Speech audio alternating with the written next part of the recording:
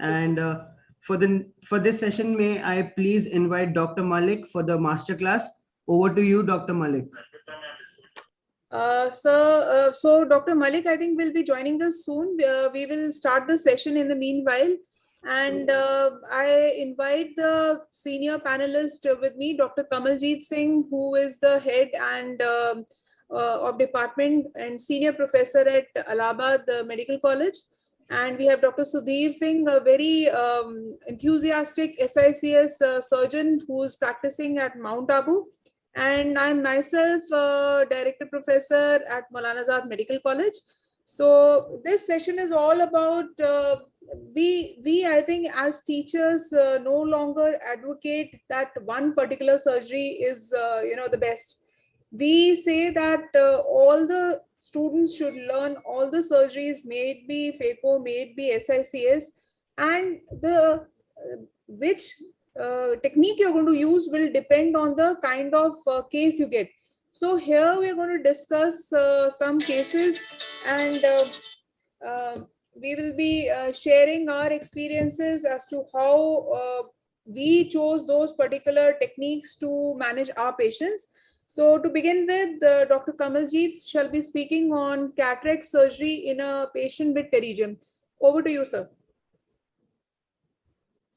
Am I visible there? Yeah. My slides. Okay, I have shared my slides. Okay, thank you so much, Dr. Ruchi Goyal, for the nice introduction. And this is a topic very close to my heart, this 6-hour phacoemulsification with pterygium. And why it is important to understand this cataract and pterygium together, because we all know that there is some pterygium-induced astigmatism. So this affects the IOL power, and also the cosmesis of doing a pterygium is makes it. Excuse me, sir. Please share your screen, sir. It's not shared. No, sir. Arey, acha.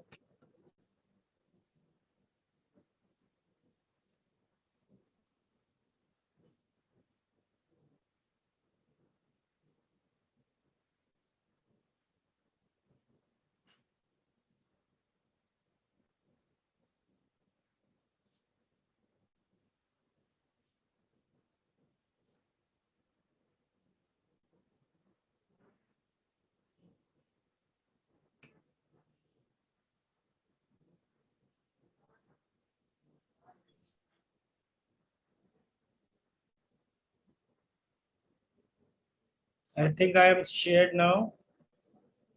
Yeah. Yes, sir. You are through.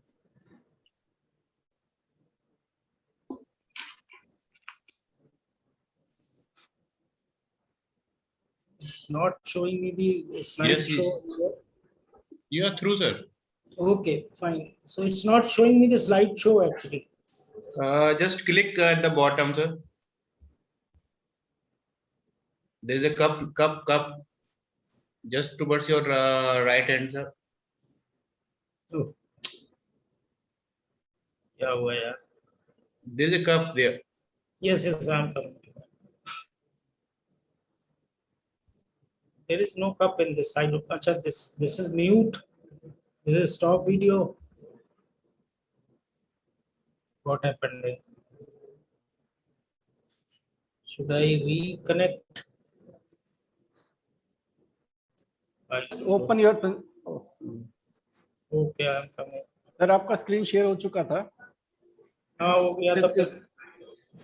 आपको slide show करना है इसको. हाँ.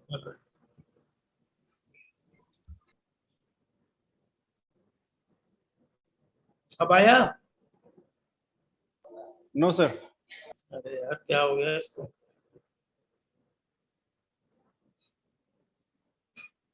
Sir first आप अपना presentation open कीजिए. Then इसके बाद आपका. Good morning sir. Morning, boss. Good morning, sir. Morning, chief. अब आया? No sir.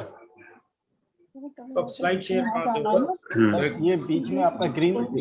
Okay, you go on your mail. Screen To icon go back on दिखता Zoom, you है just click on here. Share screen करके उस पे आप click करेंगे तो आपका वो इधर से आपको विंडो खुलेगा। स्क्रीन दिखेगा जो share I'll again connect, I think. Mute कर देना जब मैंने यहाँ से ना Mute.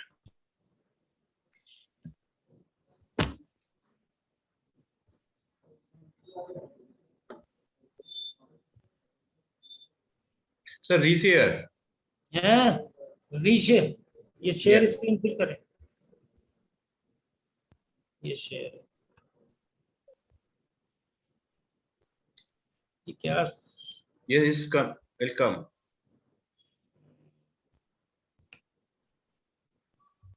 Yes, coming. Yeah. Again this goes away. So,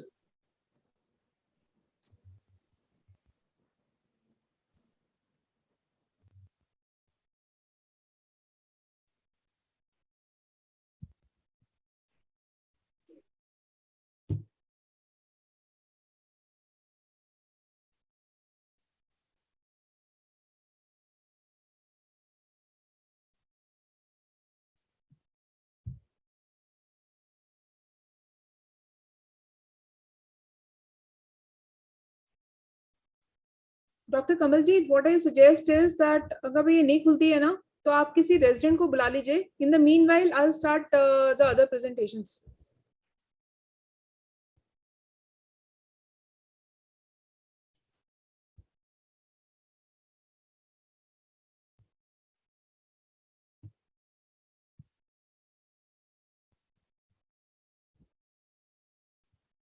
I think we will start with the other presentations because the time is running out. I think Dr. Kamaljeet has got disconnected. So maybe he can go. He's there, but I don't know, he's not showing there now. So, sir, would you like to, Dr. Malik, sir, would you like to speak first? Put yourself on unmute, sir.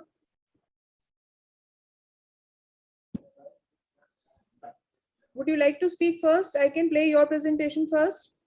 So the number is mine. Yeah, first presentation is otherwise yours.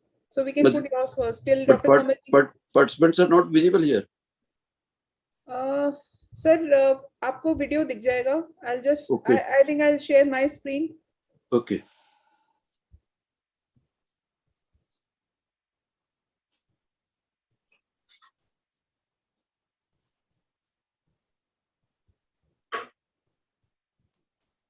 So, So this is a Rexis. And I'm audible. yeah, you're audible. You can go on. So I put the anti-chamber maintainer with water on. It's keep on floating, but still it would be in control and the pressure of the lens will be released. So intraocular pressure would not let it run away. And you know, in this situation, if you reduce the intraocular pressure, this will run away straight away like Argentina flag. So it's much better to keep the chamber pressurized. An anterior chamber maintainer, which mostly I use in hard cataract surgery, even with phaco. So this is to show you that Rexis only, and then of course lens is taken out from the bag. Since Rexis was little irregular, and I wish to emphasize that little eccentric Rexis really doesn't make the difference if it is put in the bag and it is flat, because optics of the lens generally pupil covers just 3-4 millimeter. So vision generally is not affected or it doesn't decenter. So this is a lens being inserted in the bag, and this is a PMMA lens, it being a small incision cataract surgery. This is another hypermature cataract where Rexis is so difficult. So it's okay, see, it's running on the periphery, and you know that more the periphery it goes, more crowd of zonules it will encounter, and more difficult it will be to control. So I left it there, and then I want on right side, I don't want to create the can opener. I want still a roundness whatever capsule is remaining. So this roundness at least gives a bag, intact bag. Doesn't matter, this is round, few millimeter here, few millimeter there, but this is still the kind of a rhexis, though it is going to first Jalandhar and then Amritsar and then Rohtak and then Delhi, kind of, but still continues. So see now, this is a fairly good bag where you can place your intraocular lens. Now this is, I'm doing phacoemulsification, and NTA chamber is on in all these thick lenses. NTA chamber keep the chamber deep and save the cornea. Now this is another case with small pupil, so I have inserted the iris hooks to give you the space. So through it you can do rhexis, you can release the nucleus, you can bring it forward.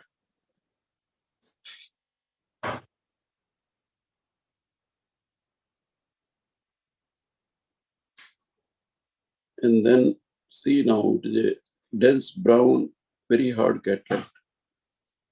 And when you put a iris hooks, it really makes the periphery of the chamber very shallow. So you must keep your procedure or phaco cutting of the lens in the center or around. So don't go 6 o'clock, don't come on 12 o'clock.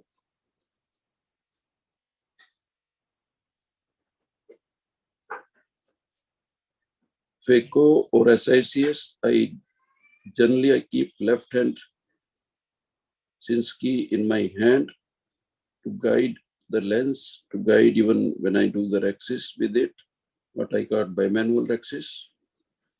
So using two hands, whether SICS or phaco, is better. And beginners, if they learn it right in beginning, that if you make the two openings, right and left, at appropriate place where your right and left will be comfortable, then you will be learning really some of the basic steps of the phaco also. See, this lens is being injected in the bags. And this is finished. Thank you. Kokil? Chinnu? Yes. उसका मीरा का phone आ रहा, देखो बात करके देख लो. Sir, I'm cutting. sir, please, there Sorry, are a couple of questions. Yeah. So Yes, what please. would be your take-home message that if you have an escape rhexis, should you complete your surgery as SICS or phacoemulsification? Both can be done. If you have got really the part of bag available, then I do, because generally what I do is that I will hold this lens with a high vacuum, and like a belly dancer, I'll keep it rotating and chopping it, keep it rotating and chopping it. So even if it is virtually gone and you have nothing, in rhexis, Kelvin started the phacoemulsification with canopner. So it's not that absolutely contraindicated. If you make a very small canopner in the center and then do the hydrodissection and then it dilates, it generally remains very connected. The kind of rhexis connected very well, and it's unlikely to run in the periphery. But I would not advise that you must. But I'm saying that capsulorhexis complete intact is not must for phaco also. So I pick it up little anteriorly and then deal with the nucleus. So you suggest that one should go for either a direct chop or a supracap kind of a surgery when you have a escape rhexis and you want to go ahead with phacoemulsification? Yes, you can. Yes, you can do supracap, or generally on the pupillary level, it can be lifted up. And you can do in fact, sometimes I do the chop in a sense that I enter the meat of the nucleus and it from inside out, cutting out the nucleus. So that's practically a way of doing a direct chop. And the other thing, I think the message should be there should be minimal turbulence of the chamber whenever the rhexis has escaped, because otherwise these radial cuts, they tend to extend to the zonules, and the chances of the tear extending to the posterior capsule becomes very high. And Yes. yeah, and You can keep a Ruchi, I watch on the think, bottle height. You should not keep a bottle height very, very high. for the beginners, I think one should avoid it, doing phacoemulsification. The bag, Yes, yes. as rightly pointed by Professor Malik and Dr. Ruchi Goyal, one can do supracapsular, but only experts should try to do this. One thing, sir, Malik sir. Yes. Good morning, sir. Good morning, Sudhir. How are you? Sir, I have one question. Dr. Yes. Ruchi, can I share my screen because I have to? Sir, one question. One Yes. question, sir. Just Just 30 seconds. Sudhir, 1 minute, yaar, I have to go exam in my. Okay, sir. You can Okay. do the questions I'll later. ask later on. Okay. It does not come here. I don't know why it is not coming. Again, this is.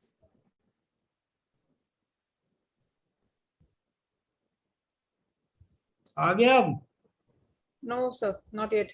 अरे यार ये कर क्या रहा है?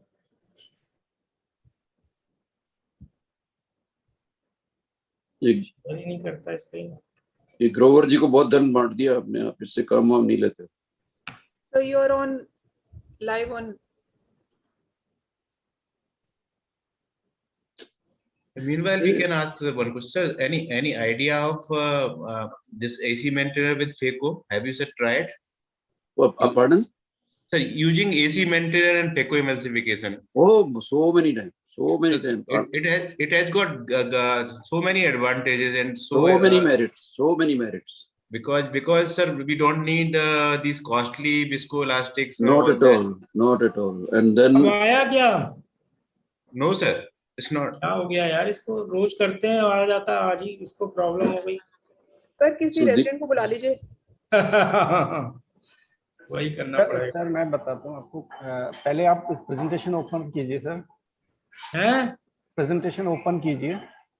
Presentation open कर देते हैं फिर गायब हो जा रहा है वो। नो सर, फिर उसके बाद आप जूम पे जाएंगे। हाँ नहीं, हम जूम पे जा रहे हैं, ये देखिए खोला हमने। जूम पे जाएंगे, शेयर स्क्रीन करेंगे, विंडो में आपको प्रेजेंटेशन दिखाई देगा। रीशेयर करिए सर, अगेन रीशेयर कर लिया हमने। रीशेयर की। जूम पे आए सर, शेयर स्क्रीन कीजिए। ये जूम पे आए, ये शेयर स्क्रीन करी जी, उसमें आपको वो आपका प्रेजेंटेशन शो कर रहा है। अब आया? या सर, अब जैसा भी इसको प्ले कर दीजिए सर, कोई बात नहीं। ठीक है। Okay, so I was discussing about 6-bit pterygium, and it's not a very big problem, but the only thing is that we have to. अब इसमें slide show नहीं show करता, यही problem कर रहा है। Okay, so the concern with pterygium is that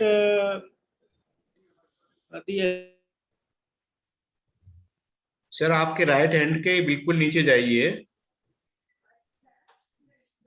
एक cup बना हुआ है, उसको क्लिक कर दीजिए। राइट हैंड के आपके बिल्कुल नीचे एक कप है, कप को क्लिक कर दीजिए। हमारे में नहीं आ रहा ना कप, हमें दिख रहा है सर, दिख रहा होगा आपको। कंट्रोल है, उसके बाद मोर आ रहा है। कर्सर नीचे लेके जाइए सर, कर्सर और नीचे आइए, नीचे आइए और नीचे आइए सर। कर्सर आप ऐसे ही पढ़ा दीजिए। अरे जाने दो यार, इसमें हो जाएगा बात। सर ऊपर जाइए सर, सबसे ऊपर जाइए, स्लाइड शो दिख रहा होगा उसमें सर, सबसे टॉप बीच में सर, एनिमेशन के साथ में, एनिमेशन के साथ में एनिमेशन स्लाइड ये है। हां, क्लिक कीजिए। फ्रॉम बिगिनिंग कर दीजिएगा सर इसको। कहां आ रहा है सर? लेफ्ट साइड पे, लेफ्ट साइड पे बिगिनिंग आएगा। अरे चलने दीजिए सर, इसमें दिख जा रहा तो है। अच्छा ठीक है सर, चलिए। Okay, so the studies have demonstrated that even a grade 2 pterygium may lead to 3 diopter with the rule astigmatism, and that causes a real problem. And excision of pterygium induces changes in both meridian, so that causes. Now this is an advanced pterygium that you can see. This is a big problem, and if it is associated with cataract, it leads to problem. The astigmatism caused is more, and therefore the power becomes difficult. This is another example of an advanced pterygium which is covering the pupillary area.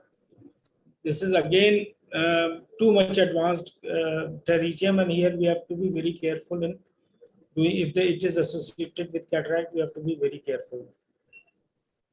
So all these patients are usually of low socioeconomic strata, and people don't think that it is a big problem and keep on waiting till it covers the pupillary area and then come to us in rural areas. So that is a problem.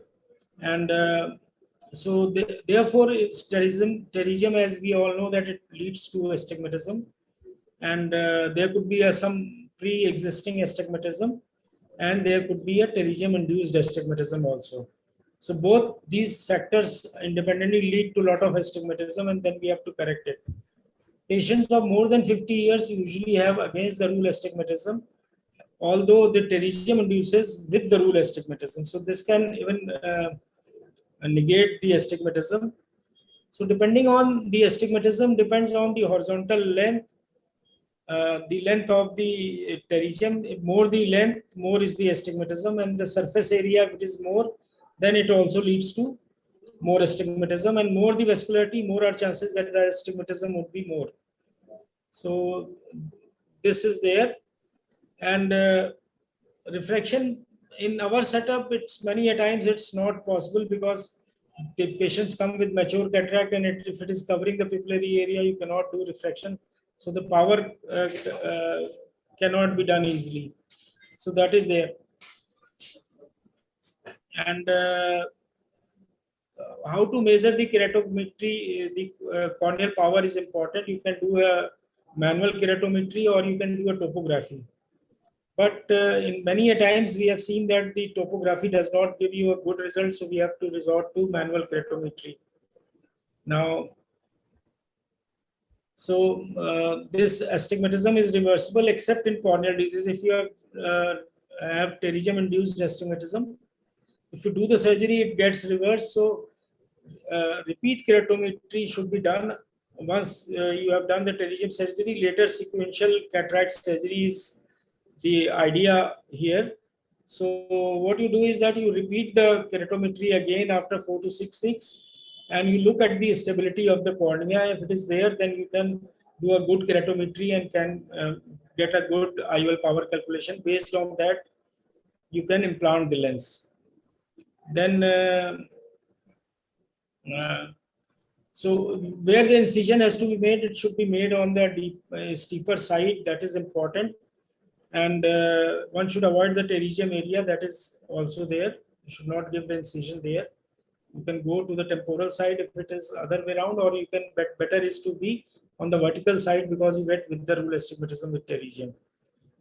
Why sequential is better? Because as I have already mentioned that you can do a good keratometry, and that helps you. The same is true with the cataract and glaucoma. So simultaneous surgery many a time does not give you a good result, so that can be done. And same is true for cataract and pterygium also. Now, simultaneous surgery can be done if there is just a small pterygium, or astigmatism is not there, keratometry is equal in both the meridia, and you have to look at the regular Myers. If it is there, then you can do a simultaneous cataract and pterygium surgery. So that can be the option there. So this is how you do a pterygium surgery, and then 6 is planned here, incision is given here, and you can finally get a good result. And sometimes we need to put a graft also. So you can take a conjunctival graft or amniotic membrane graft can be taken. When you are taking from the graft from the conjunctiva, then you can just rotate. A rotational conjunctival graft can be taken, or you can take a auto conjunctival graft. If it is too large pterygium, then you can take a amniotic membrane, which would help in preventing the recurrence of the pterygium. So the tunnel, as I have already mentioned, because there is with the rule astigmatism, in a horizontal pterygium, you have to make it in the vertical area, 12 o'clock area, you make a incision, and based on that, you complete the surgery as usual you do in small incision cataract surgery. The incision causes about 1 to 1.5 diopter of surgically induced astigmatism. So it can easily correct the astigmatism which is pre-existing or which is there with the pterygium. So that is very helpful. Otherwise, if it is too much, then you can plan for a toric IOL there. Now, how to do IOL power? They say that if the pterygium size is larger than 2.4 millimeters, or the surface area is 5.45 square millimeter, then simultaneous surgery is planned. The implanted IOL power should be at least 0.5 diopter smaller. जो आपने calculate करी है उससे कम कर देते हैं 0.5 diopter. So similarly, we reduce IOL power by 0.5 diopters in grade 2 and by 1 diopter in grade 3 pterygium, where the pterygium is slightly larger. There, the astigmatism caused is around by the pterygium is around 1 diopter, so that has to be reduced. This is a small video in a pterygium like this. So you do a normal pterygium first. It is a simultaneous surgery, so that you can be done. And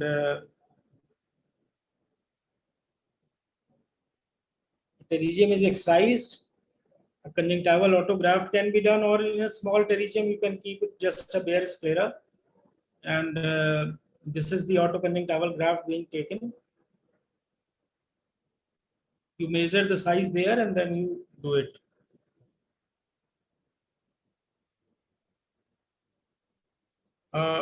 SICS is done in the usual fashion, making a frown incision and doing the SICS in the normal way. So this can be done, and regression formula have been proposed, but those are not very good. So these days modern formulas are there. You can do take those formulas for calculating the IOL power.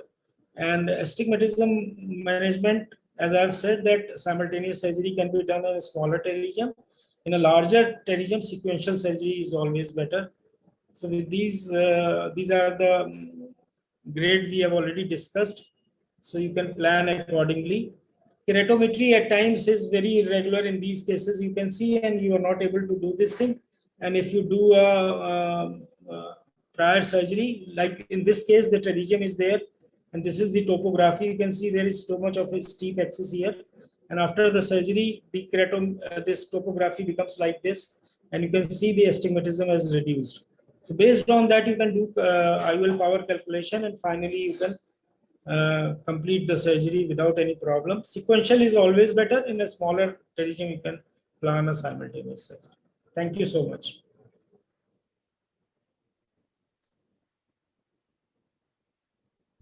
Sir, please stop sharing the screen. Yeah. Dr. Malik, would you like to add your experience on pterygium with cataract surgery, since you have done multiple studies on Dr. pterygium? Ruchi, Yes, I'll sir. be leaving because there we have PG exam as I have requested you, and I'll be coming back again. Okay. Okay, sir. Sure, sir. Thank you. Sir, you have to unmute yourself, please. Dr. Malik, sir, please unmute yourself. Yes, pterygium surgery, I generally don't do like a pterygium surgery. I never do without graft, even small, big, or anything at all. And if I do it with graft, then I don't do only with the cataract with pterygium same city. Definitely not. So I will always do the pterygium first, and then give time something like 8 weeks, 12 weeks, or maybe more for cataract surgery. So that will tell me later on that what state cornea has reached, and then I'll plan my incision accordingly. So what if the pterygium crosses across and it reaches on the other side, in the sense the entire pupil is covered? So have you experienced this country, I would do it things which has been given up by people that remove the pterygium and peel it off very well. Like you have to really scratch the surface. It's something like keratectomy, like superficial keratectomy, and then you can attempt and you will get some SICS or anything. This is one option. Another option, of course, the person is very old from village and the pterygium has crossed to opposite side. I would do upper temporal in opposite side optical iodectomy. Optical iodectomy selected by a slit examination, that what kinds of improvement he can get with the glass. So optical iodectomy still I do in these patients of villages, which are something like 70s, 80s. Do you think there is any role of DALC, that is, we can just do the lamellar keratoplasty post-op if, Yes, a lot of yes. scarring? Problem is like, at least I don't have, and wherever I referred there, I have not done. So I think it depends, to summarize, it depends on the kind of patient, from where the patient, whether the patient has an access to the a tertiary care center or not. And if the patient is unable to follow up, then the best is to do a simultaneous surgery, as has been discussed by Dr. Kamaljeet and Dr. Malik sir. And if the patient can come up for follow-up, a sequential surgery is going to be better, so that we have correct refractive IOL power calculation. And also, if you have a post-op scarring, we can do a DALC along with cataract surgery to give very good functional results. So I think with that, I would like to present the next talk is on short eyes. And after that, I think Dr. Sudhir, you can take your presentation. Okay, So, okay. yeah, so I'll, so that there is a break between the talks. So I'll take the next talk. I'll start sharing my screen.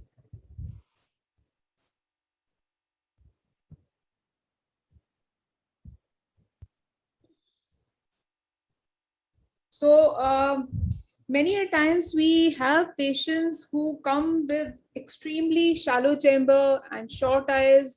The issues are not only in calculation of the IOL power, but also the intraoperative course and the post-operative prognosis that's going to be different from what we have in the usual cases. And we need to counsel the patient, discuss the problems in advance, so that the patient is prepared for the outcome. And because we may end up with a refractive surprise, we may have an amblyopic eye, and during surgery per se there'll be problems. So let us see a couple of cases. So when do you have a short axial length?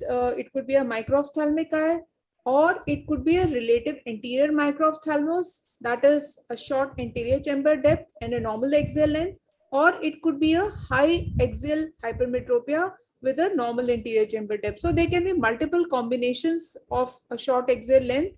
Now, just to recapitulate what really happens in microphthalmos, and when do you call it microphthalmos? As such, different studies have shown different criteria. Some say it's less than 18.5 millimeter axial length. Others say it's less than 20.5 millimeter axial length. But by and large, whenever the axial length adjusted for age is below 95th percentile, that will be labeled as microphthalmos. Now we can have a complex microphthalmos or a simple microphthalmos. In a complex microphthalmos, there will be associated other anatomical abnormalities like colobomas, persistent hyperplastic primary vitreous, or it may be associated with retinal dysplasia. So the likelihood of gaining vision in these patients is quite less, and that has to be explained to the patient beforehand. Then there could be a simple microphthalmos, where there could be a complete microphthalmos, or what we label as nanophthalmos, where it is associated with a smaller cornea, smaller anterior chamber depth, smaller posterior segment, but a normal size lens. So and of course the sclerochoroidal thickening would be more than 1.7 millimeter. The corneal diameter, as I mentioned, less than 11 millimeter. And because of the large lens, the lens to eyeball volume would be somewhere between 11 to 32%, normal being 4%. So then there could be, of course, a partial microphthalmos. So before we proceed to our IOL calculations and overall surgical planning, we must identify what are we exactly dealing with. So the problems would be related to an inadequate maneuvering space within the anterior chamber because of the microcornea, because of the shallow chamber. There may be peripheral anterior synecdoche, and there may be development of chronic angle closure glaucoma. Also, many times the pupil in these patients is non-dilating. We may have a thickened choroid and a sclera. On B scan, it will be picked up. So this is a patient who presented to us with a heterochromia, and the other eye was absolutely normal. In fact, she had multiple abnormalities. Initially, first she came for actually a DCR surgery, and then we realized that she had multiple abnormalities, and I operated the other cataract. She had very good vision. She said, please try it out. Although I have not been able to see since childhood, but I still want to, there was poor vision. She wanted to go ahead with the cataract surgery also after the DCR surgery. In fact, when we did the DCR surgery, there was a problem. There was a very thick bone and there was some bony abnormalities also associated in this patient. So she had a non-dilating pupil and that a very shallow AC, and the IOL power was 34 diopters. So I thought I'll go ahead and do a phacoemulsification this patient. So this is the usual anterior capsular staining, the anterior chamber entry. And this is the Malugian ring. I am creating a space beneath the iris surface, and you can see the iris texture is also not normal. You can see there are multiple stromal atrophic patches. So this is the Malugian ring being pushed into to dilate the pupil. I did not want to put the iris retraction hooks because I felt that if I am going to do that, it may actually traumatize the sphincter because of this atrophic nature of the iris all around. So I just put the Malugian ring in place. And if you see carefully at the limbus also, you can see a lot of conjunctivalization of the cornea that has occurred here also. So fortunately, this patient had, not that hard a cataract, which could not be managed with phaco. So this is a rhexis being performed.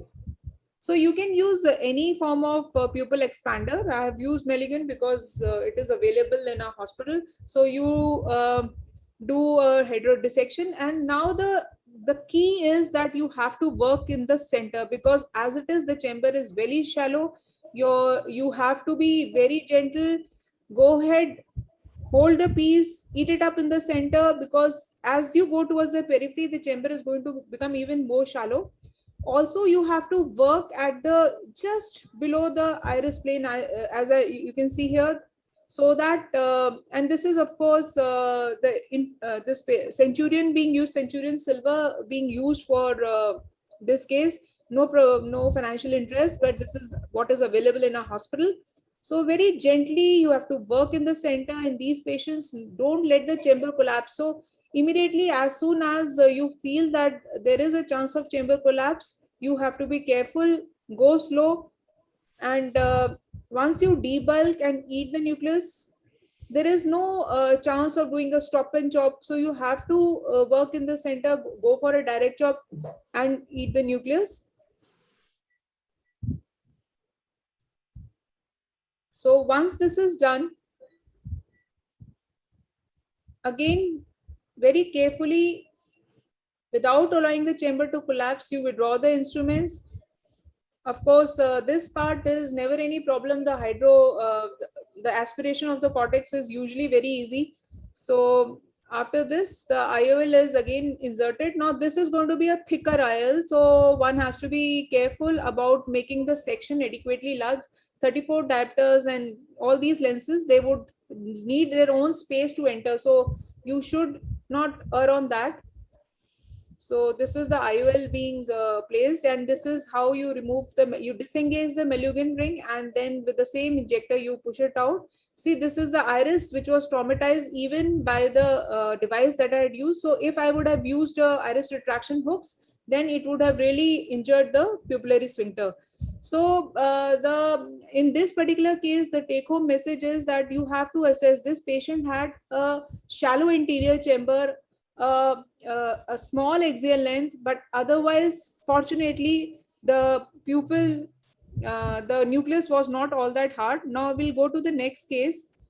Now this is a very interesting case, and this was a case of complicated microphthalmos with the iridofundal coloboma, and you see here the vision was very poor, PR accurate, and the cornea was small, and the other eye vision was 6/6. So this eye was anyway amblyopic. So I had not planned the IOL in the first sitting. So this is with this kind of a cataract and non-dilating pupil, where I thought I'll go ahead and do an SICS. So a very good tunnel dissection is being done, and you can see that the tunnel, there is nothing wrong. It is absolutely perfect, well dissected, with the triplanar incision being maintained. This is the side pocket dissection. This is the side pot entry.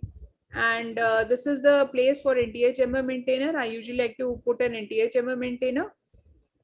And after that, the usual staining. So this pupil was dilated, say about, I think 4.5 millimeter and not beyond. I thought because they were just planning an small incision, and I usually am able to take out the nucleus easily from the bag, despite the pupil being about 4.55 millimeter. So repeated injection of viscoelastic was being done because the chamber was extremely shallow, and it was so.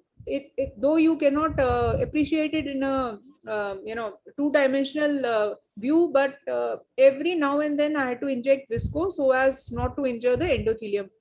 So this is the rhexis being completed. I had been able to create a sufficiently large rhexis, about 6.5 millimeter, and this was the entry for entering the AC with the keratosis. So far so good.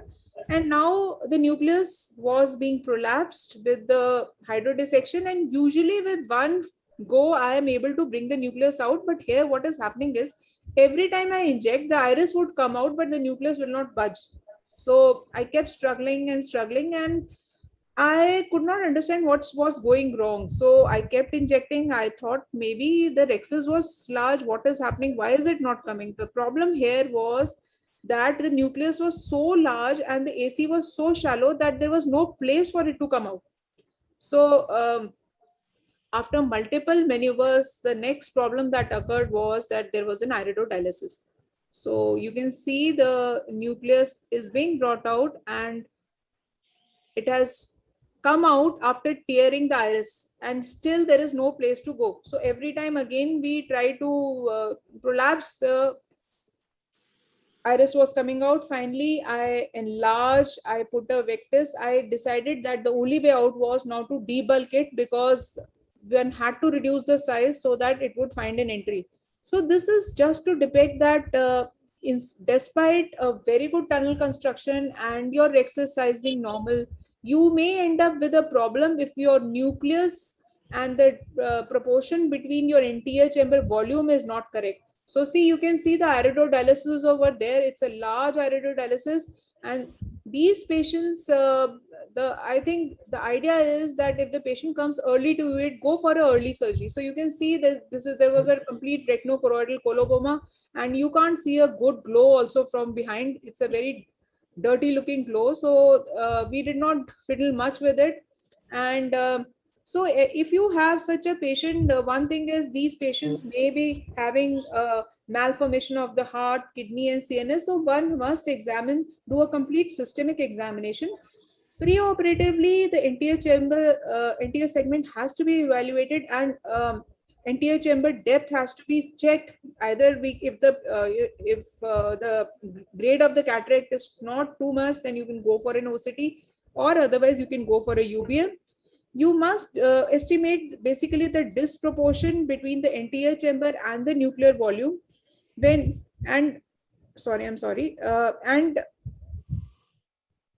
So this is the okay. So this is the B scan that needs to be done to see the posterior segment fold, the retinal detachment. We must do an op scan for seeing the horizontal wide to wide diameter, and then the IOL power calculation has to be, if a patient needs, like in the previous case, then you have to change your formulae, like you have to use the Haigis or the Hoffer-Q or Holliday 2. And here we need to see it requires insertion of the anterior chamber depth parameters, wide to wide diameter. And the surgical planning in this patient, option one was I should not possibly have gone for a SICS. I could have done a ECC with a very large section, and that would have created a fish mouthing kind of a opening for the nucleus to emerge from the anterior chamber. And the other option was that I could have done an SICS with a very large section very close to the limbus. So this long tunnel should have been avoided. The third option was that I could have gone for a phacoemulsification, broken the pieces and then taken out one by one. And the fourth option, which has been, I think, published by in IGO, I don't remember this thing. What they suggested was to go for a posterior approach to do a phaco-fragmentation from a pars plana route. So these are the different options that, yeah, this is the article by Dr. Sen et al. And they propose that a pars plana vitrectomy with phaco-fragmentation could be done for patients with hyperdense cataracts, severe microcornea, and chororetinal coloboma. Although I think, with the kind of prognosis and all that, I think all of us would go for an ECC. So thanks so much. I would be very happy to take any questions. Dr. Sudhir, you have to unmute yourself first. I should have taken the decision right in the beginning when I knew the nucleus is so big that you have already made a tunnel of the your tunnel to entry. Then you could go from end of the one right side to go to the limbus and just cut it straight. And that will be kind of a modified ECC. And you would need suture, 1 or 2 sutures definitely. But I think that will save the iododialysis, that will save the nucleus delivery, that will save everything. So I prefer do that or send the patient to you, this kind of patients, nothing else. So basically, I think this is one of the contraindication for SICS, which I'm very sure sometimes we as overconfident SICS surgeons think that we can just do anything. But there are certain cases which still ECC has a role. Dr. Sudhir, you want to add, please? Yes, ma'am. I am gently differ with your last statement. SICS, well, Sarish told you rightly, in place of like U incision, you can have a straight incision. And number 2, for the pars plana approach and all vitreous surgery and phaco-fragmentation, because we are just living in India and just go for these are the mainly poor people, and so it's no fun to doing all these high-tech adventurous range costing techniques.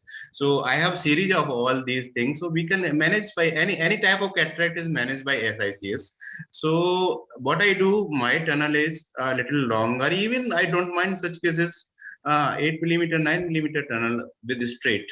So one thing more, if sometime you are anticipating, then you can give in the nick in the upper iris. So this is how I deal all these cases.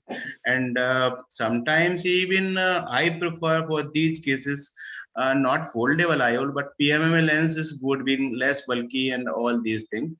Otherwise, you have dealt the previous case before this is very good. Somehow we could not anticipate the size of the nucleus. Otherwise, UBM, if you have a UBM, then you have some idea. So can be done, ma'am. This is a particular approach. Otherwise, for pars plana, this fragmentation and all that is a too technology and too much costly without gaining anything more. Besides that, I think many of these patients would have retinal, the chances of retinal detachment could be there because of the retinal coloboma and all those issues. So then again, like I would also not go for a posterior approach, and maybe the posterior segments may differ in this respect. But as far as we cataract surgeons are concerned, I think we would all go for an NDA approach in these cases. Yeah. So now I think with that, I would like to invite Dr. Sudhir. He will be speaking on posterior capsular tear in cataract patients. So how to manage and what to do. Well, panelists, I have no intention of stopping you, but I would just like to grab your attention. It's 10:50 and we have the session with us till 11:25. Okay, we'll finish, no problem. No problem. Can I share now? Yeah. Yes, please go ahead. Please go ahead. You have stopped sharing? Yeah, I've stopped sharing long back.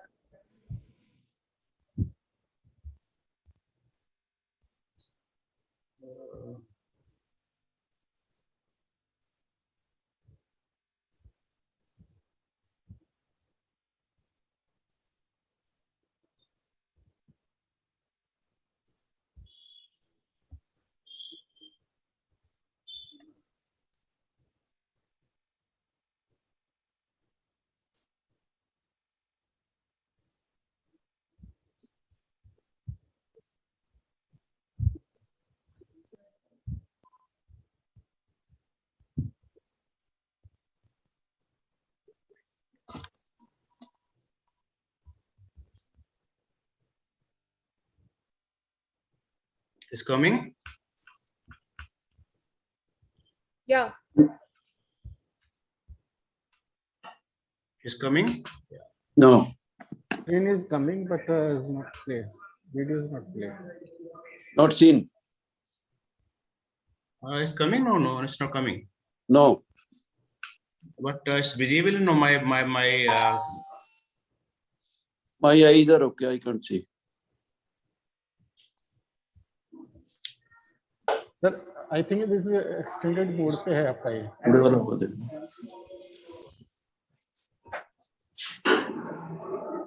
it's not coming. So you need to open up Yes, sir. the whatever Yes. presentation you want to show, open it up first. No, it's open. Open. I have opened. Sir, It आपका must be आपका ये जो- minimized at the bottom somewhere, no? Just open it first. Sir आप पहले इसको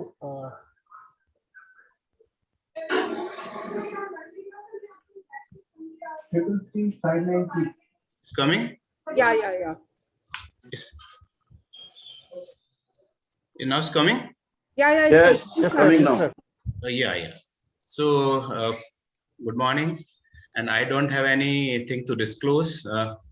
So, posterior capsule rupture, it's just it's happened to any cataract surgeon who does surgery, and it's not end of the life. Just keep calm, take a long breath, and just start with new strategy. It can be dealt by anterior segment surgeon easily. So just I'm going to just how I do it. So first of all, vitrectomy setting. So most of phaco machines have cut rate about 600 to 1000 cuts. So take highest number of cuts. Low aspiration rate should be there just to pull prevent the drag. And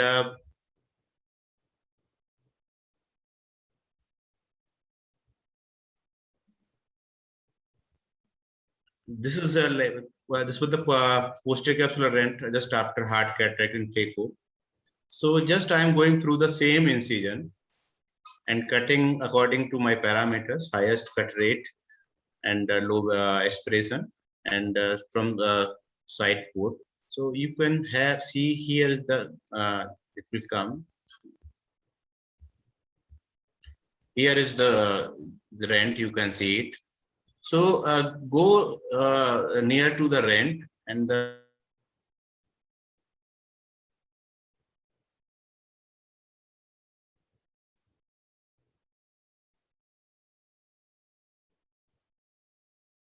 I think his internet has gone.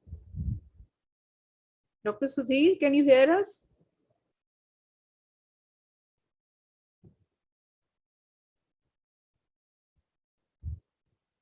Dr. Sudhir?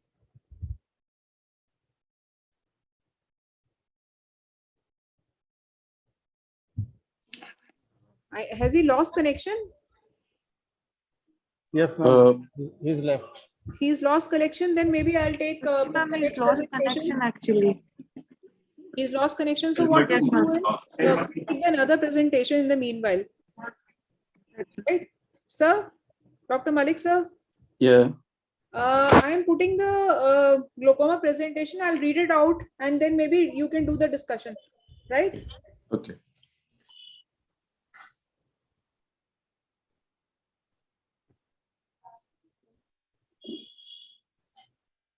So this presentation I am presenting on behalf of Malik sir, and so many times we have patients where there is an advanced glaucoma and the near total cupping of the optic nerve with or without there may be severe visual impairment, and there may be a visual fixation loss just to the center 10 degree, and the scotoma may encroach or maybe splitting the fixation.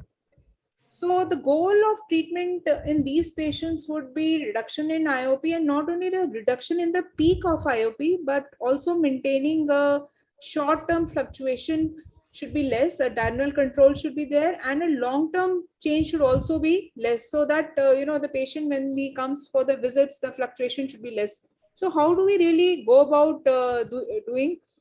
So if there is a significant cataract, then with advanced glaucoma, then one has to either go for a phaco or SICS that may be combined with trabeculectomy with or without antimetaboloite.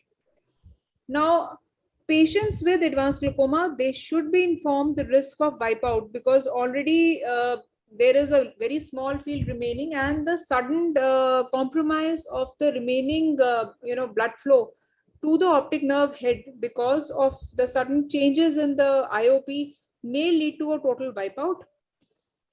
So what should be done is that the IOP is to be lowered slowly intraoperatively to avoid the suprachoroidal hemorrhage, aqueous misdirection, and preoperatively we should lower the IOP by giving mannitol. And if we have a sudden lowering, of course, I think all of us have experienced suprachoroidal hemorrhage. Now, just to share, this is a patient who had right angle closure glaucoma with mature senile cataract, and the pressures were not controlled medically. And as you can see, the chamber is pretty shallow. So there were two options again. One could go for phacoemulsification or SICS.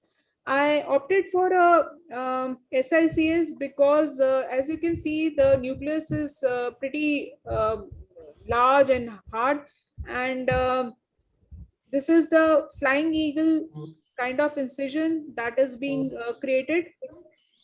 And you can see there is a small rectangular shaped flap, partial thickness scleral flap, and the frown on either side.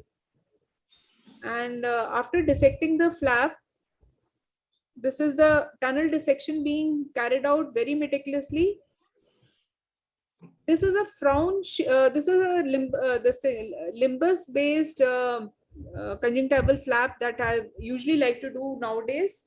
And since the Blumenthal technique is the favorite technique of mine, now you can appreciate how much corneal edema is there at just near, and you can see these folds. This is a hypermature cataract where all the wrinkling of the capsule. So this is the reason why I thought that maybe going for SICS was safer, because I wasn't sure about the rhexis, whether I will be able to complete it or not. So I did have a problem. I could not complete the rhexis. I did it in two parts, you can see here. And after that, the nucleus delivery was very easy. Nothing much to it. And as soon as on table, you will realize that once the pressure starts going down, this is a very slowly done maneuvers. The cornea starts, see, this is a corneal edema which you can appreciate, and gradually over on the table itself, the cornea starts becoming a little clearer. So this is the IOL in the bag which is being placed. And this is how I like to do the trabeculectomy. This is just a 20 gauge MVR blade being used. You enter, I don't use any punch or anything. And this is the Vana scissors used to cut. And this is the iridectomy being performed. And this was just to check that an adequate iridectomy had been made. And we like to suture the flaps on the side. And this is the fornix, this is the conjunctival flap being sutured by the 6-ovicryl or 8-ovicryl. And this is the bleb titration. You can see on table itself, there is a beautiful bleb. So basically a patient with either a hard cataract or very wrinkled cap, the kind of capsule I had in this patient, and a very shallow chamber, I prefer to go for a SICS strap. Now this is another case where again you have a hard cataract, but there was no, this patient, I felt that I could go ahead and do a complete rhexis, but of course, and the other thing is that this patient had very high pressures, and I wanted a my target pressure was to decrease the IOP considerably from 35 to just 10 to 12. So I decided to go for a two-site surgery, that is the trab on one side and phaco from the other port. So after making the flap, I change my side, I rotate the microscope, and again, since the AC is extremely shallow, I have gone for a direct chop. This is again a hard cataract. So one has to be very careful to work right in the center, not to go towards the periphery.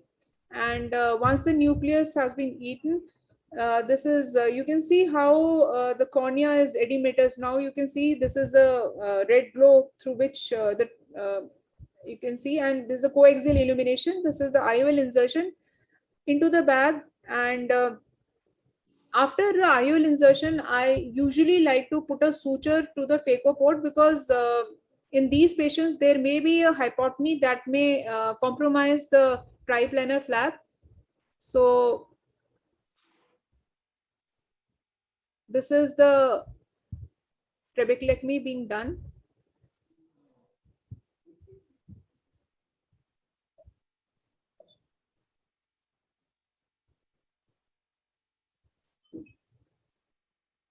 And this is the peripheral iridectomy.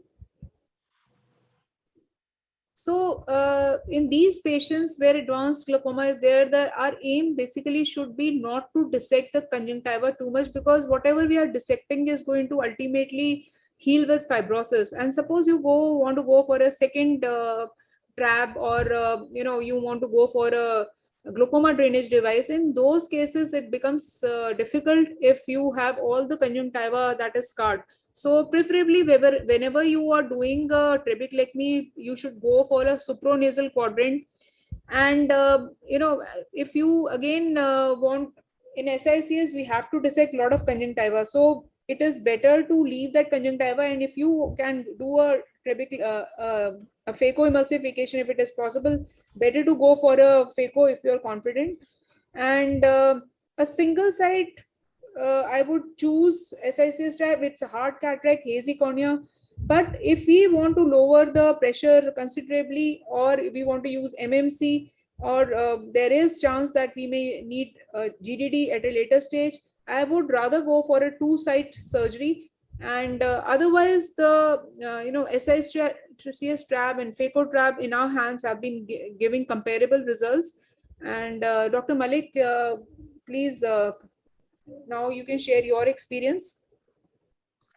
This is all done and said. I don't even know that which was your picture and which is my picture in these films. But this is, in fact, this about wiping out and all that. We get lots of these patients who have got a vision, the glaucoma field remaining 10-20 degrees only. And my belief has been that in these villages, doing the trabe, reduce the pressure, definitely lowered values. And I prefer that. You can hear me or not? I'm audible? Hello. I'm audible now. Yes, sir. Yes, sir. Yeah. Sudhir, I will take just 1 second, few seconds. Okay. So doing that one, and of course, you have seen that in that film that even Dr. Ruchi possibly does. Some of my students of mine, especially the ones which have become director professors now, they picked some of my methods, like I would say subscleral sclerectomy or trabecosclerectomy.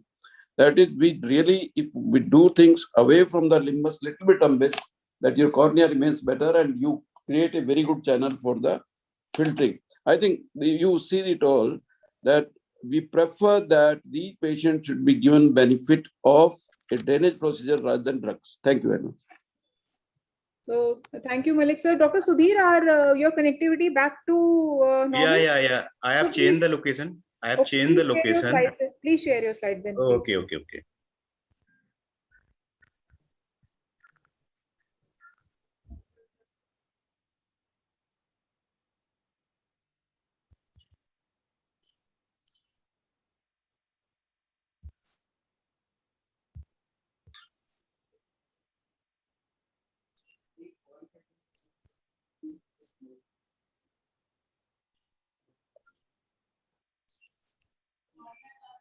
Is it coming? Yes, we can see you. Okay. Slide is not coming. We have not seen slide. No, sir. Okay. Now,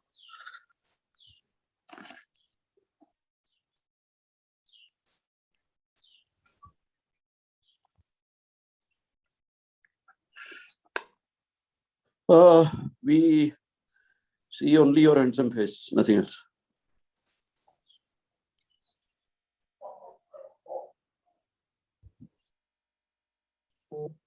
Dr. Sudhir, आपके पास कोई, you have somebody, some your son, daughter, or somebody around you to help you out? But he's good one. His Wi-Fi is not working. I think his Wi-Fi is a problem. Because otherwise time is running out. I'll put up the next talk. Dr. Sudhir, can you hear me? What should I do, sir? Should I put the next talk? Because it's already 11:05 now. We have to vacate the hall. Dr. Sudhir, How many speakers are there? Left कर रही हैं। Dr. Sudhir, Dr. Sudhir ने left हो गए। again left. Take next one, whoever is there. मतलब हमारी ही है, सब luxated, मेरी तो ready है. I'll just play it. What to do? Should I play or should I wait for him now? Who is the chairman of the session? You are the chief instructor. Okay, then go on now, very fast. Fast? Okay. Yes. Skip the slides and just tell what is the masla kya hai or solution kya hai. Okay.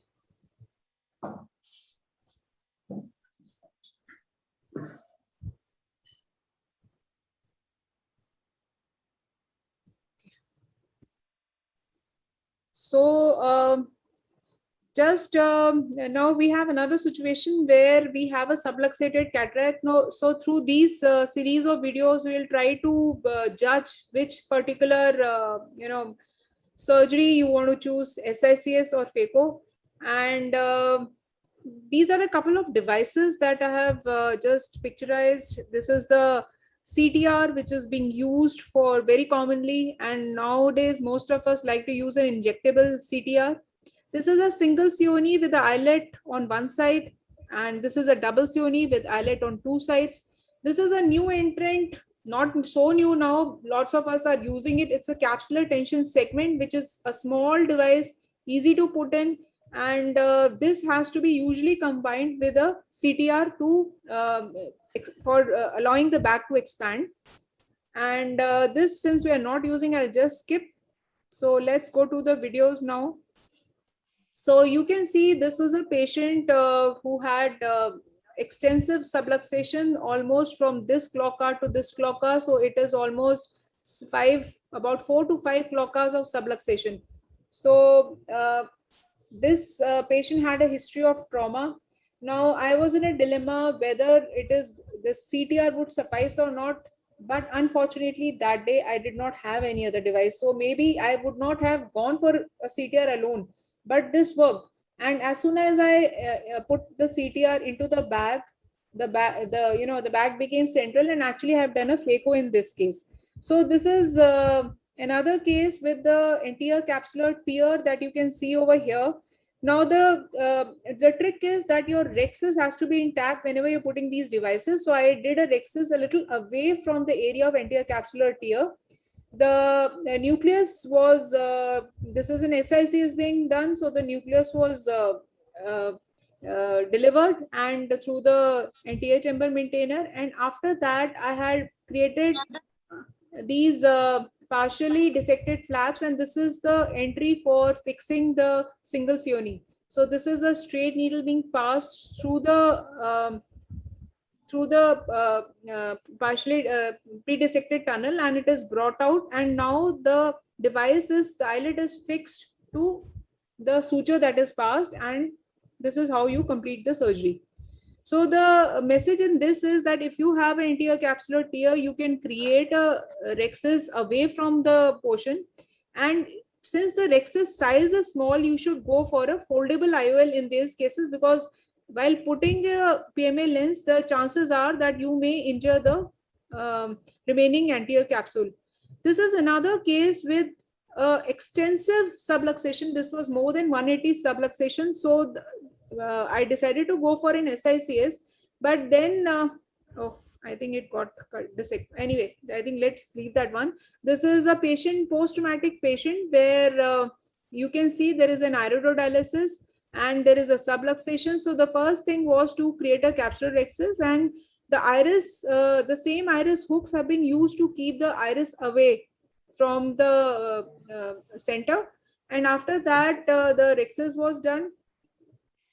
And this is a CTS being implanted. So this is a straight needle being docked into the 26 gauge needle, and this is being brought down. One has to be careful not to injure the posterior capsule when you are passing the straight needle, because here the PC is intact, and this is the CTS. It's a very small device, very easy to insert, vis-a-vis what the amount of the bulkiness that you see in the Sioni. So this is a small device, and you put it into the bag, and once you pull the suture, the CTS goes and sits into its correct position. And after that, in this patient, I have not used a CTR along with it, because I've decided to put a PMMA lens in this patient. But otherwise, if I put a CTS, I always put a CTR along with it to so that the bag is fully expanded. And this is the iridodialysis being repaired after that. So so this is another patient where we had the earlier series, which I had shown. We have already published this also. So we realized that if there is an extensive subluxation, let's say more than 5 or 6 o'clock hours, we found that it was easier to do phacoemulsification rather than doing an SICS, because if your nucleus is bulky and while you're trying to prolapse a nucleus out of the bag, you tend to injure the zonules more than when vis-a-vis when you break the nucleus within the bag. The only thing is that you have to be careful that you don't drop the entire bag nucleus complex into the vitreous, and for that you should use the hooks I had used for stabilizing the bag while the phacoemulsification was being done. So this is published, and if you want to see the results, this is another case where we had a bilateral lens coloboma. Again, we have published this, and in this what we experienced was that the area where the coloboma was there were no zonules. So in the first case, I did an SICS, and let's see if the video. Well, doctor, just a gentle reminder, it's 11:12 and we need to end the session by 11:25. Okay. Just this video, I'll stop. I hope Dr. Sudhir joins by then. So this is, you can see the lens coloboma, and I have already prepared ports for the Sioni to be put in. And you see, the moment I finished my rhexis and I tried to bring the nucleus out, despite my hydrodissection, the nucleus is not bulging from its place. So what is happening is, it's like a keyhole. You put in your key into the lock and it gets stuck there. So this kidney-shaped defect in the capsule doesn't allow the nucleus to prolapse out of the bag. So this is the problem that we encountered in this patient, and ultimately, after struggling for multiple minutes, I decided to do an intracapsular, and this whole nucleus had to be brought out. So taking a cue from this particular case, in the second eye, I did a phacoemulsification, and we had a very good result. So basically the take home is that if you are choosing a patient of a lens, it's not a uveal coloboma I'm talking about, it's a lens coloboma, then you must directly go for a phacoemulsification, break the nucleus, and then take it out. So I think that is it. Dr. Sudhir, are you ready there? Dr. Sudhir, I think he's not joined yet. Yeah, I have joined. Are you ready with your presentation? I'll stop. Yeah. I'll try to join. Okay. Okay, I'm stopping the share right away. Please, Dr. Sudhir.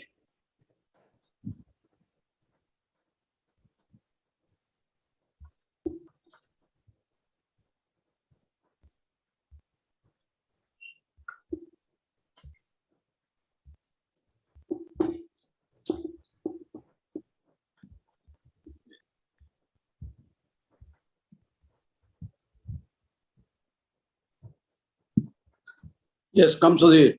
Yeah, just I'm trying, sir. Just something. Yeah. Better to run the videos and speak, I think. Okay. No slides.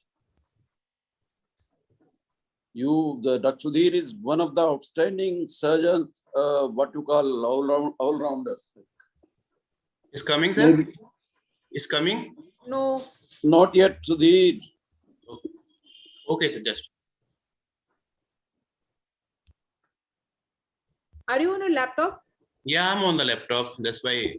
Sir आपका Just, screen share हो रहा है, आप power point खोलिए sir. हाँ, अब अपना वो प्रेजेंटेशन खोलिए ना, ये पता नहीं कुछ और ही खुला हुआ है इस पे. नहीं, मैंने वीडियो खोला था, बट उसमें एम्बेडेड नहीं है पावर पॉइंट में. नहीं तो आप वीडियो ही केवल खोल पहले लीजिए. वीडियो ओपन कीजिए सर. केवल वीडियो खोल लीजिए. पहले वीडियो ओपन कीजिए. मैंने वीडियो ओपन कर रखा है. It's running my screen. Okay sir, आपका जो है ना एक्सटेंडेड पे है. आप फंक्शन, ये जो फंक्शन के साथ में एक माइक्रोसॉफ्ट का स्विच है, उसके साथ में उसको और पी को दबाएंगे. किसको? माइक्रोसॉफ्ट का एक स्विच आता है फंक्शन ऐप से. फंक्शन के साथ में फंक्शन के बराबर में एक स्विच है, की है माइक्रोसॉफ्ट का. फंक्शन आप नहीं Function आप इतना हमको कंफ्यूज मत करिए. आप पहले तो अपना स्क्रीन स्टॉप शेयरिंग करिए, उसके बाद अपना वीडियो डेस्कटॉप पे ले आइए और फिर शेयर कर लिए, अपने आप आ जाएगा. कुछ मत करिए. ओके. अभी जस्ट. मैम ऐसे स्क्रीन पे नहीं आएगा वीडियो, क्योंकि इनका एक्सटेंडेड पे है वो laptop. Okay. That is the problem. So I'm sorry for this. Okay, just you carry on, but I'm trying to convert into PowerPoint this just right now in a minute. In a minute. Okay. Okay. Okay, sir. So, would you like to give any this thing, or you can give the lecture, Sudhir, about your tips, whatever you were going to show us. So this is what the video only. So I'm just try to convert in just a minute, sir.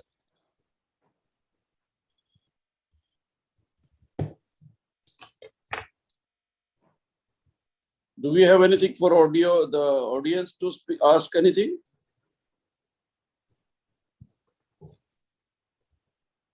Dr. Ruchi, do we have any? I'll just see if we have some question answers are there. There is a question from Parajakta Dandekar. Can you send the link? Yes, this is something all study group. Why are today's youngsters so reluctant to try ECC and SICS? Dr. Bang has asked this question. They should try all of them. They should learn very good ECC. They should learn very good SICS. They should learn very good FECO, and all combined, because all can come to your rescue whenever there is a need. So all children and younger ones, really, and teachers also, the teachers who are teaching these postgraduates must insist, and if they know, they should initiate ECC and SICS and FECO both. And there is a method of Brazilian teaching that you start from the backwardness, like started from finish, that you put a lens, you put a irrigation aspiration and all that. So you can start the steps from there. But ECC, SICS, and they are very important. So they are ready? Yes, I'm trying, sir. Yes, yeah. It'll come. Just. Put on slideshow, then only it will run. Okay, yes, just I got it.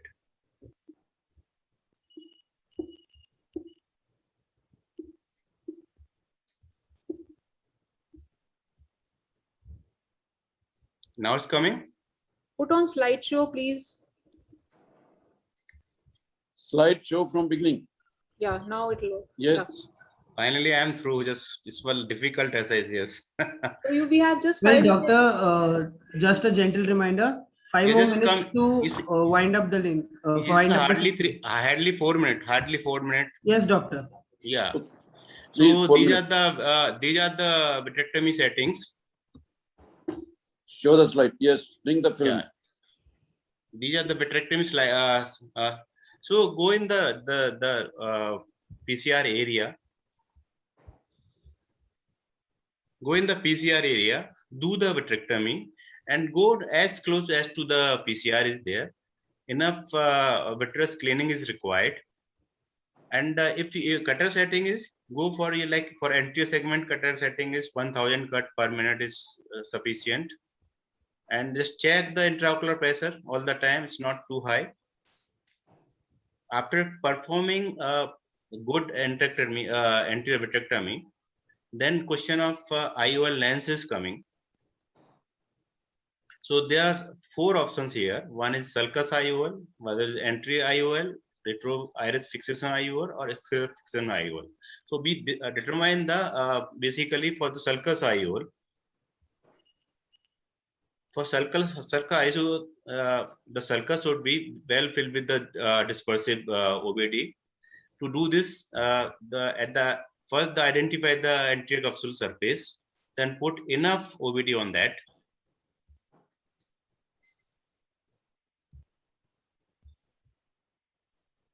So this is I'm putting on the anterior surface of anterior capsule, enough IOL, defining the sulcus. Now I am enlarging because I prefer always PMMA lens. The PM lens are less bulkier, lighter, less in the weight, and more stable. So for above these regions, I prefer always scleral fixation IOLs in the sulcus. So this is a scleral fixating IOL I am putting in the sulcus, 6.5, 13.5 millimeter.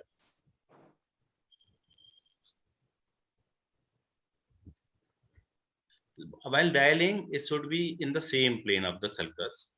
After doing implanting the IOL, pupil construction should be there by intracameral pilocarpine or Carvacol, and it is very useful. I'm using in this 5 ml of saline mixed with pilocarpine. I'm flushing out the visco, and residual OBD removal is very important in such cases. I usually use cutter to just suck it out, and whatever remnant of vitreous is there, then I can take it out easily. This is I'm doing fine touch, taking out the residual visco, saline, vitreous tags on that. In this time, triamcinolone may be also used to identify remaining vitreous bits. But most of time, this is a little older video. So sometimes you can just identify without even triamcinolone also. If your pupil is round regular, now I'm using to see the how much is the eye pressure. And if your vitrectomy is good enough, then your AC should be deep easily with each gauge of the float.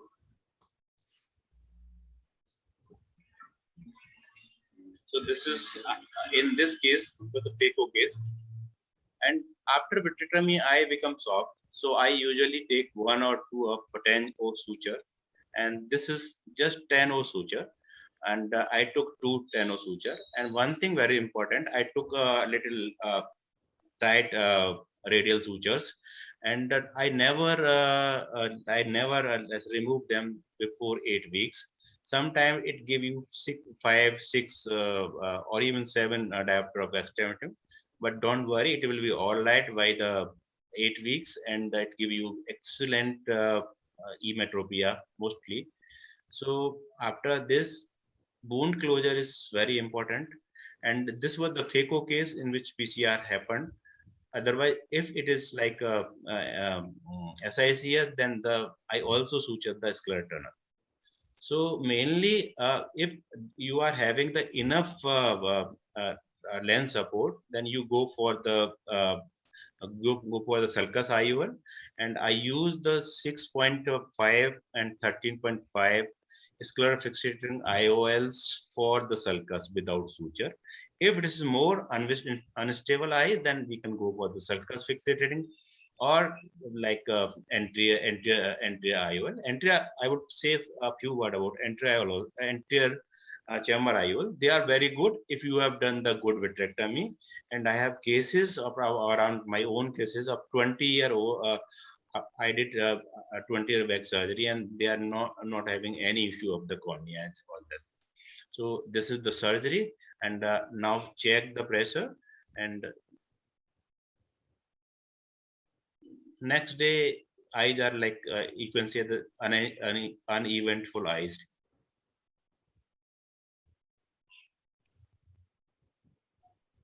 And subconjunctival and all that.